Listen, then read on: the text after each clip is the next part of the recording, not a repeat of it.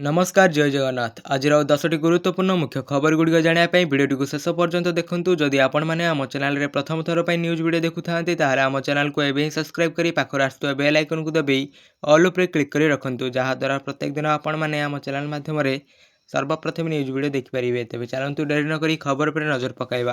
15 जनवरी को साधारण छुट्टी घोषणा कले सरकार। स्कूल बैंक ऑफिस सबू बंद। यही कारणरू नेले निष्पत्ति।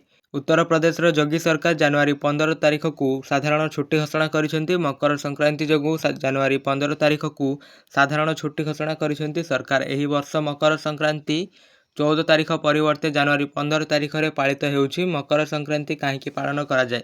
मकर संक्रांति एक प्रमुख हिंदू पर्व। प्रतिवर्ष जनवरी मासरे पूरा विधि विधान एवं उत्साहर सहित यह पालन करा जाय। सूर्य धनुराशि छाड़ी मकर राशि रे प्रवेश कले मकर संक्रांति पालन करा जाय। एहाकु मकर संक्रांति कहा जाय। यह सूर्यंक उत्तरायण आड़कू गति को चिन्हित करे एवं निद लंबा एवं राति छोट हुए। तेज चलतु जाना परवर्ती खबर। अष्टम वेतन कमिशन को नहीं आसला बड़ खबर। एथिपाई जनवरी 1 रु बढ़िलानी दरमा। सरकार केते देवे एरियर। 2026 जनवरी 1 रु अष्टम वेतन कमिशन कार्यकारी हेबा नहीं आलोचना मध्य केंद्रीय कर्मचारी माने एक बड़ धरणर दरमा संशोधन आशा करुथिले। एपर्यंत दरमा किंबा महंगा भत्ता डीए रे कौनसी परिवर्तन होई नहीं। प्रश्न उठुछि जे काहेकि विलंब होईछि एवं आमको केते समय अपेक्षा करबाकू पड़िबो। 2016 रे लागू होइथिबा सप्तम वेतन कमिशन 2025 रे शेष होइथिला। तेणु आकलन करा जाइथिला जे जनवरी 2026 रु दरमा संशोधित हेबो एवं दरमा वृद्धि पाइब। किंतु एबे सरकार एक अपडेट देइछंती जे पर्यंत वेतन कमिशन सरकार को सुपारिश दाखल करी सेगुड़ी को अनुमोदन करी नाही से पर्यंत नूतन दरमा स्केल लागू करा जाई पारिबो नाही। नूतन दरमा स्केल परे लागू होई पारे किंतु बकेया दरमा जनवरी 1 2026 रु गणना करा जिवो। तेबे चलंतु जानिबा परवर्ती खबर। केवल टैक्स रे चलेनी देश। जानंतु सरकार खर्च करिया पाई कोटी कोटी टंका केउठु पांती। देशर साधारण बजेट फेब्रुआरी 1 2026 रे संसद रे उपस्थित हेबाकू जाउछि। प्रतिवर्ष परि देशर नजर अर्थमंत्री बजेट उपरे रहिछि। साधारण लोकंक पाई बजेट प्रायतः केवल कौन सस्ता हुए एवं कौन महंगा हुए किंबा केते टिकस रिहाती उपलब्ध हुए ताहा बुझाए। किंतु आपण केबे चिंता करंती कि सरकार लक्ष लक्ष कोटी कोटी टंका खर्च करिबा पाई टंका केउठु पांती। जेपरि आपण एवं मु आमर परिवार बजेट तैयारी करू सेहीपरि सरकारंकु मध्य निज परिवार अर्थात देश चलाइबा पाई प्रत्येक पैसार हिसाब रखिबाकू पड़े। बजेट केवल खर्चर एक तालिका नुहे, यह सरकारंक राजस्व एक हिसाब मध्य। आश्चर्यजनक भावरे सरकारंक राजस्व केवल आपणंक टिकस रु प्राप्त हुए नहीं। सरकारंक तहबिल को पूरण करिबा आहुरी अनेक उपाय अछि। तेबे चलंतु जानिबा परवर्ती खबर।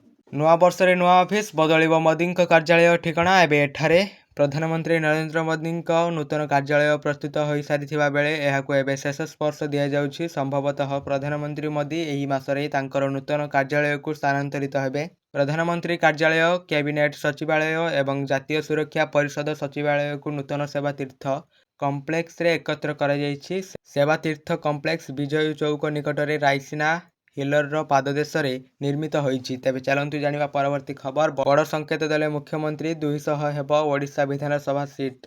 नुआ विधानसभा गृह भित्तिप्रस्तर स्थापन अवसर में बड़ सूचना देइछन्ति मुख्यमंत्री मोहन चरण माझी। ओडिशा रे नुआ विधानसभा एवं नुआ लोकसभा भवन निर्माण हेब। विधानसभा रे वर्तमान 147 सीट रही। डिलिमिटेशन सीट बढ़ी पारे बोली कहिसन्ति मुख्यमंत्री। तेबे नुआ विधानसभा रे 200 पाखापाखी विधायक रही पारंती। प्राय 50 पाखापाखी सीट बढ़िबार संभावना रही। आगामी 50 बा 100 वर्ष को दृष्टि रे रखी 300 सीट्र व्यवस्था रहिबो बोली से कहिसन्ति। तेबे मुख्यमंत्री एभली कही कौन इशारा देउछन्ति बोली चर्चा बढ़िबारे लागिछि।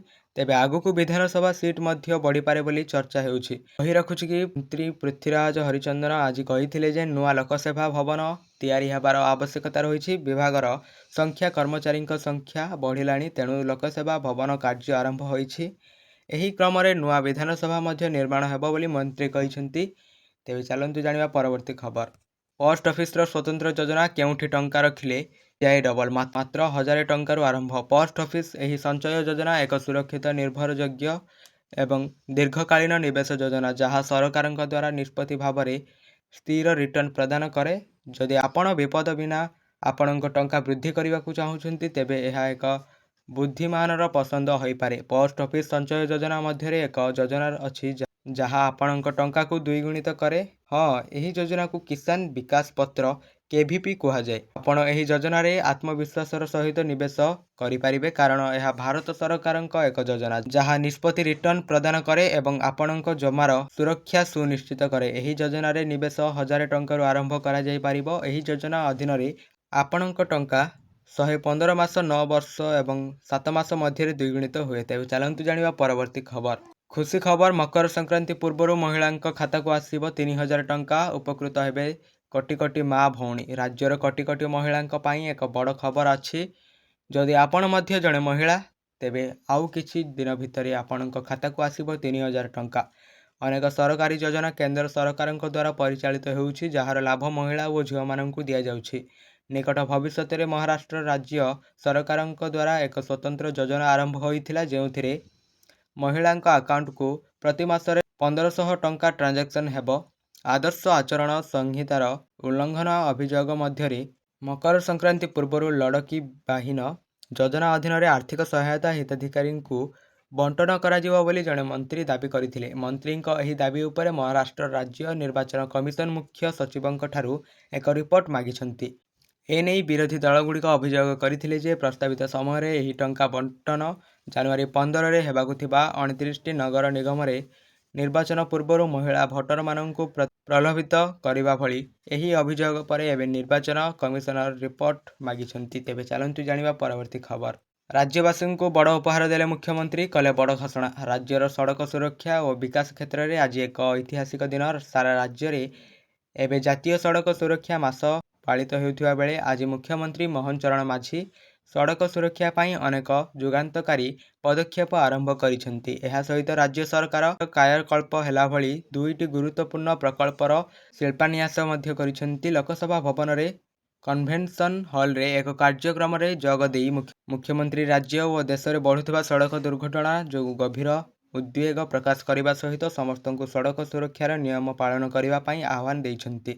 ମୁଖ୍ୟମନ୍ତ୍ରୀ କହିଛନ୍ତି ଯେ ସଡ଼କ ସୁରକ୍ଷା ପାଇଁ ରାଜ୍ୟ ସରକାର 4ଟି ଇ ପାଳନ କରିବାକୁ ଗୁରୁତ୍ୱ ଦେଇଛନ୍ତି। ସେଗୁଡ଼ିକ ହେଲା ଏଜୁକେସନ ବା ଶିକ୍ଷା, ଏନଫୋର୍ସମେଣ୍ଟ ବା ନିୟମର କଡ଼ାକଡ଼ି ଅନୁପାଳନ, ଇଞ୍ଜିନିୟରିଂ ବା ଯୋଗାଯୋଗ ଭିତ୍ତିଭୂମି ଓ ଯାନବାହନରେ ଉନ୍ନତ ଇଞ୍ଜିନିୟରିଂ ବିଦ୍ୟା ପ୍ରୟୋଗ କରି ସୁରକ୍ଷା ବ୍ୟବସ୍ଥାକୁ ସୁଦୃଢ଼ କରିବା ଏବଂ ଏମର୍ଜେନ୍ସି ବା ଜରୁରୀ ସମୟରେ ତୁରନ୍ତ ଚିକିତ୍ସା ସହାୟତା ପ୍ରଦାନ। ଏହି 4ଟି ନିୟମ ଅନୁପାଳନ ସହିତ ମୁଖ୍ୟମନ୍ତ୍ରୀ ବ୍ୟକ୍ତିଗତ ଭାବରେ ଆଉ 2ଟି ଇ ଅନୁପାଳନ ପାଇଁ ପରାମର୍ଶ ଦେଇଛନ୍ତି। ତେବେ ଚାଲନ୍ତୁ ଜାଣିବା ପରବର୍ତ୍ତୀ ଖବର। ଗ୍ରାହକଙ୍କୁ ଝଟକା, ବଢ଼ିଲା ସୁନା ରୂପା ଦର। ଯଦି ଆଜି ଆପଣ ସୁନା କିମ୍ବା ରୂପା କିଣିବାକୁ ଯୋଜନା କରିଛନ୍ତି ତେବେ ଆଜିର ଦର ଉପରେ ଟିକେ ନଜର ପକାନ୍ତୁ କାରଣ ଆଜି ଉଭୟ ଦର ମହଙ୍ଗା ହୋଇଛି। ପ୍ରାରମ୍ଭିକ ହ୍ରାସ ପରେ ଆଜି ପୁଣି ବଢ଼ିଛି ସୁନା ଓ ରୂପା ଦାମ। ସୁନା ଗତ ସପ୍ତାହରେ ସାମାନ୍ୟ କମିଥିବା ବେଳେ ଏବେ ପୁଣି ନୂଆ ରେକର୍ଡ ଆଗକୁ ମାଡ଼ି ଯାଉଛି। ଆଜି 24 କ୍ୟାରେଟ୍ ସୁନା 10 ଗ୍ରାମ ପ୍ରତି 1,40,000 ଅତିକ୍ରମ କରିଛି। ସେହିପରି ରୂପା ଦର 12,000ରୁ ଅଧିକ ବୃଦ୍ଧି ପାଇଛି। ଦିଲ୍ଲୀରେ 24 କ୍ୟାରେଟ୍ ସୁନାର ଦାମ 10 ଗ୍ରାମ ପ୍ରତି 1,42,300 ରହିଛି। ଗତ ସପ୍ତାହ ଅପେକ୍ଷା 2,437 ଟଙ୍କା ବୃଦ୍ଧି ହୋଇଛି। 22 କ୍ୟାରେଟ୍ ସୁନା ଦାମ 1,30,450 ଟଙ୍କା ରହିଛି। ସେହିପରି ସୁନା ଦର କିଲୋଗ୍ରାମ ପ୍ରତି 2,65,133 ଟଙ୍କାରେ ପହଞ୍ଚିଛି। ଭୁବନେଶ୍ୱରରେ 22 କ୍ୟାରେଟ୍ ସୁନା ଦର 10 ଗ୍ରାମ ପିଛା 1,30,300ରେ ପହଞ୍ଚିଛି। ସୁନା ଓ ରୂପା ଦର ପ୍ରତିଦିନ ବୃଦ୍ଧି ପାଉଥିବା ବେଳେ ଚିନ୍ତାରେ ପଡ଼ିଛନ୍ତି ମଧ୍ୟବିତ୍ତ ଗ୍ରାହକ। ତ ଏହା ଥିଲା ଆଜି ଦିନର 10ଟି ଗୁରୁତ୍ୱପୂର୍ଣ୍ଣ ମୁଖ୍ୟ ଖବର। ଏହିଭଳି ପ୍ରତ୍ୟେକ ଦିନ ଲାଟେଷ୍ଟ ବ୍ରେକିଂ ନ୍ୟୁଜ୍ ଦେଖିବା ପାଇଁ ଆମ ଚ୍ୟାନେଲକୁ ଏବେ ହିଁ ସବସ୍କ୍ରାଇବ୍ କରି ପାଖରେ ଆସୁଥିବା ବେଲ୍ ଆଇକନକୁ ଦବାଇ ଅଲ୍ ଉପରେ କ୍ଲିକ୍ କରି ରଖନ୍ତୁ, ଯାହାଦ୍ୱାରା ପ୍ରତ୍ୟେକ ଦିନ ଆପଣମାନେ ଆମ ଚ୍ୟାନେଲ ମାଧ୍ୟମରେ ସର୍ବପ୍ରଥମେ ନ୍ୟୁଜ୍ ଭିଡ଼ିଓ ଦେଖିପାରିବେ।